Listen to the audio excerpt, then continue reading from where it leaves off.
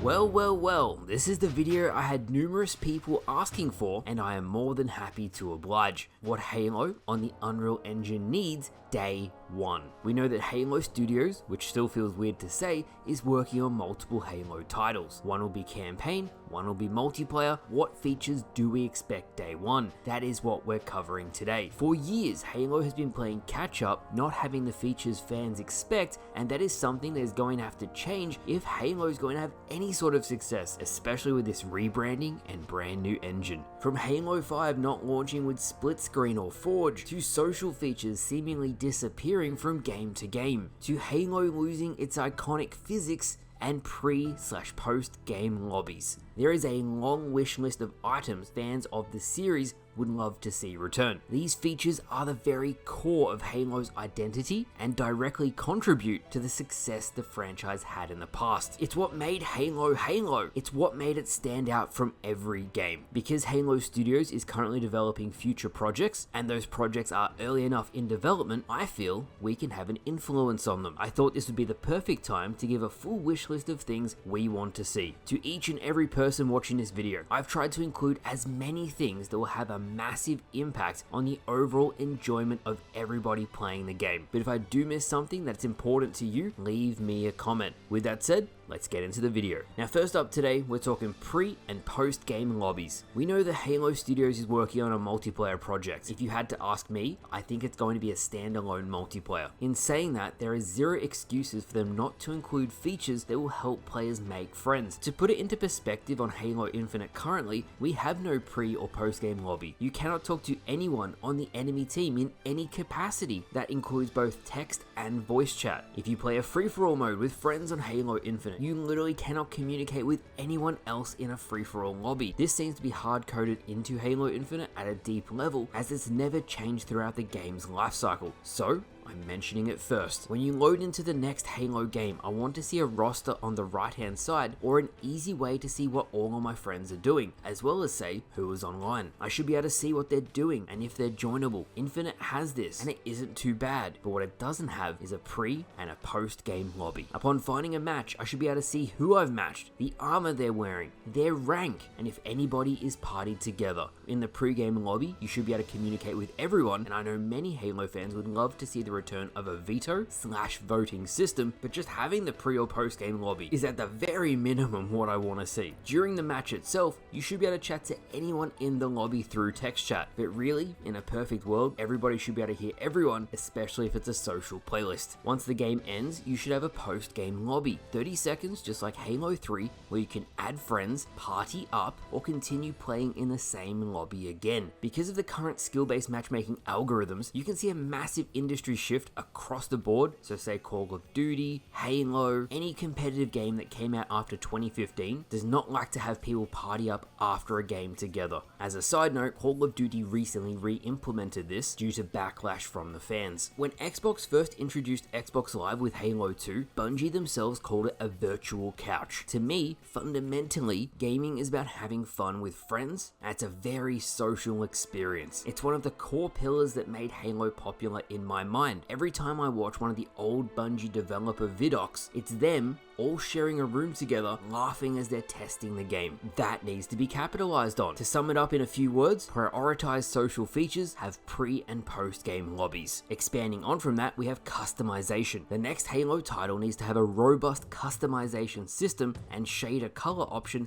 that is free. Space Marine 2 has a fantastic customization system. I think regardless of whether the game is free to play or not, there is going to be microtransactions, so I hope at the very least we have a solid customization system for those who aren't whales buying everything from the shop. Next on the list is the content offering day one the game needs to have. Halo 5 Guardians had zero. That's right, zero social playlist when it launched. Every single playlist on that game when it came out was ranked, and 343 had to spend months coding social playlists into the game. It's crazy to think about. Halo Infinite had 4 playlists at launch: Big Team Battle, Quick quick play, ranked, and bot bootcamp. The next game has to have a full content offering at launch. This includes multiple different playlists, or if you really want to give players what they want, a match composer like Halo Infinite and Halo MCC. Give the player full control over what they play. One of the biggest problems with Halo Infinite was the lack of things to do after a month. This led to a huge decline in players, and it's something that Halo Studios really should prioritize. If it was up to me, the game should launch with 4v4, 8v8, and a special, bigger, unique mode. For 4v4, you need to at least have Fiesta, Team Slayer, Team Snipers, and SWAT. You also need to include ranked playlists. You might think it's funny that I'm pointing out staples that Halo Infinite didn't launch with Team Slayer, so I'm making a point to mention it now. Next up, we have Forge. Something nobody has mentioned thus far, so I'm going to. How is Forge going to function with Unreal? I don't want 3 games in a row, because even Halo 5 didn't have Forge at launch, to be waiting 6 to 12 months for this feature to launch on the game. Forge has literally carried a majority of the content on Halo Infinite. Are they going to have to rebuild the entire Forge tool in Unreal? I can only imagine the time frame it'll take to get this feature ready. It could take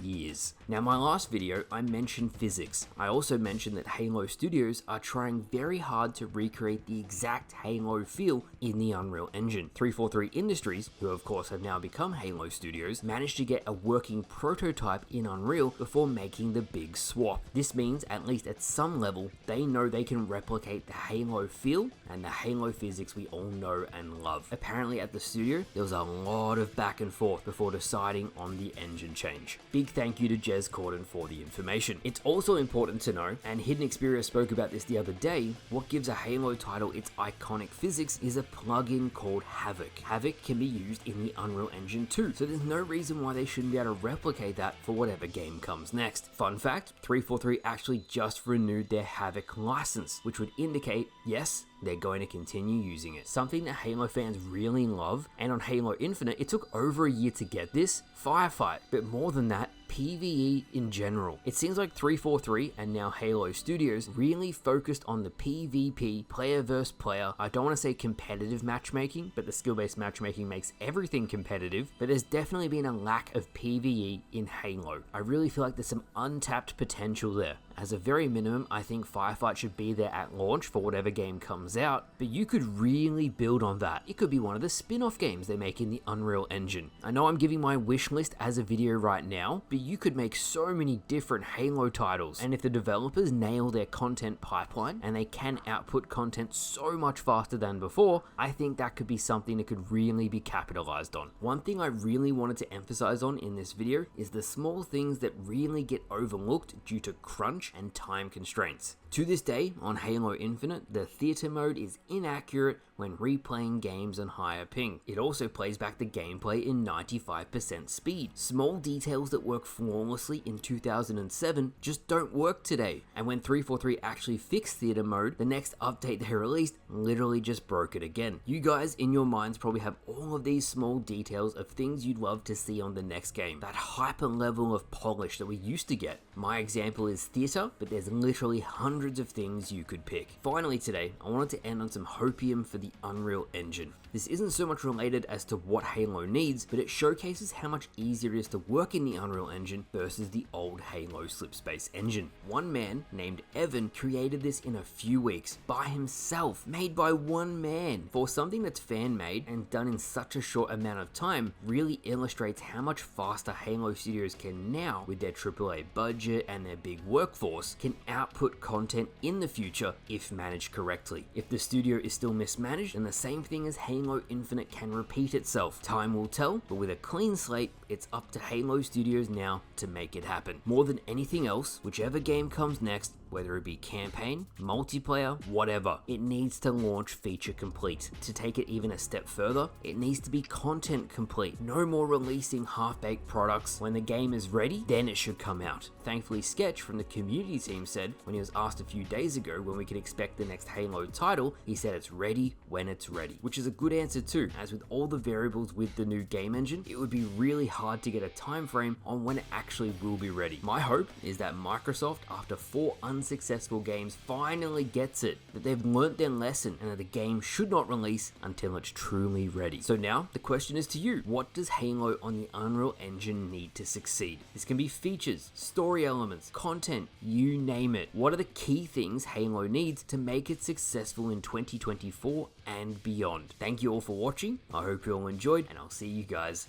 later.